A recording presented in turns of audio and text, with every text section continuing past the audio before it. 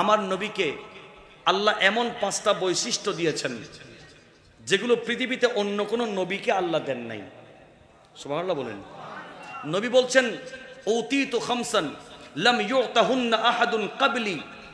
আল্লাহ আমাকে এমন 5টা বৈশিষ্ট্য দিয়েছেন যেগুলো অন্য কোনো নবীকে দেন নাই। তাহলে আমাদের নবী আমাদের মতো নয় তো নয়, অন্য কোনো নবীর মতোও নয়। তাহলে আমাদের নবীর জন্য স্পেশাল বৈশিষ্ট্য কয়টা? 5টা। নাম্বার 1, 1 নম্বর হচ্ছে নুসিরতু বির-রুবে মাসিরাতা শাহরিন। আমি নবীর নূরানী চেহারায়ে পাকের মধ্যে আল্লাহ এমন ঝলক দিয়েছেন, এমন আকর্ষণ দিয়েছেন যেটা অন্য কোন নবীকে আল্লাহ দেন নাই। 2 নম্বরে আমার নবী বলছেন জুইলাত লিয়াল আরদু মসজিদাও ওয়া তাহুরা।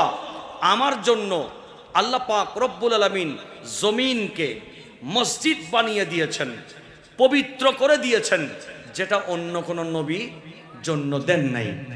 তো আমার কোন উম্মত নামাজের সময় হলে অবশ্যই যেখানে সময় হয় সেখানেই নামাজ আদায় করতে পারবে, ঠিক না বলেন? 3 নম্বরে আমার রাসূল বলেন উহিল্লাত লিয়াল মাগানিম। আমার জন্য গনিমতের মাল হালাল করা হয়েছে। 4 নম্বরে উতীতু শাফাআতা। আমি নবীর জন্য সুপারিশ করার ক্ষমতা আমার আল্লাহ দান করেছেন। নবীকে সুপারিশ করার ক্ষমতা কে দিয়েছেন? 4 নম্বর বৈশিষ্ট্য, স্পেশাল বৈশিষ্ট্য। 5 নম্বরে নবী বলছেন কানান নবিয়্যু ইউবাসু ইলা কওমিহি খাসা। প্রত্যেক নবীগণ নির্দিষ্ট এলাকার জন্য এসেছিলেন, নির্দিষ্ট এরিয়ার জন্য এসেছিলেন, কিন্তু আমি নবী ওয়াবুইস্তু ইলান নাসে আম্মা। আমি নবী এসেছি নির্দিষ্ট এলাকার জন্য নয়, আমি গোটা কায়নাতের জন্যই নবী হয়ে এসেছি। আমাদের নবীর স্পেশাল বৈশিষ্ট্য কয়টা? যেগুলো অন্য কোন নবীকে আল্লাহ দেন নাই, ঠিক কিনা?